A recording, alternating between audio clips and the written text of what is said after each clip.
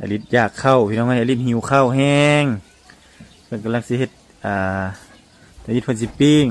เนาะปิ้งมันบ่มีบริสุทธิ์น้ำเด้บ่มีน้ำมีนวลโอ้อลิศมักคำใหญ่เฮ็ดตอนใหญ่ๆเพิ่นว่า วันนี้อลิซซี่เฮ็ดเมนูคั่วซินหมูใส่ผักอันนี้เนาะเพิ่นยังบ่ทันได้กินข้าวเช้าบ่ลิศยังเนาะยังบ่ทันกินข้าวเช้าเทื่อพี่น้องนี่ก็ซินหมูใส่หม้อน้อยๆนี่ได้บ่หม้อครัวเพิ่นได้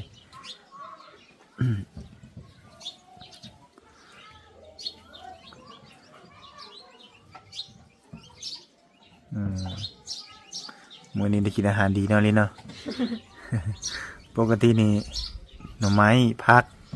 แจ่วหมกเผ็ดหรือว่าอย่างนี้อย่างเนาะเพิ่นกินประจำตลอดผักเน่าพี่น้องเนาะแต่นี่ได้กินซีนหมู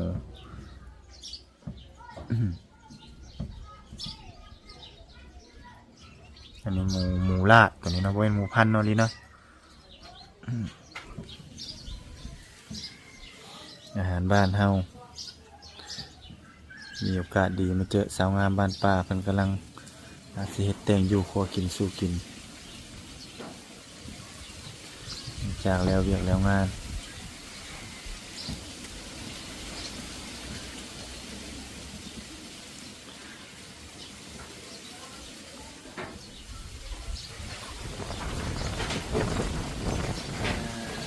ถึงว่าลมพัดนี่แห้งคักอะไรเนี่ย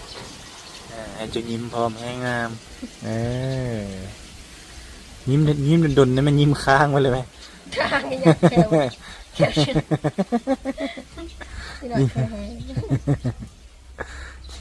ยิ้มค้างเข้มแห้งเลยอลิศใส่สุดนี้งามบ่ท่านผู้ชมเนาะคอมเมนต์มาได้เด้อนี่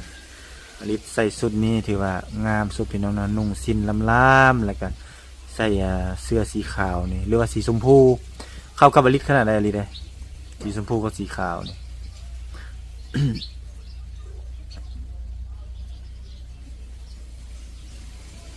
ปิ้งบ่ตัวน่ะบ่ที่คือบุบซอยให้ขาดเลยสินะฮะมันเป็นถึงมันสิบุเป็นทรายเนาะ เป็นทรายเลยเนาะ เวลาลิดแต่งตัวแล้วลิดงามพี่น้องไหม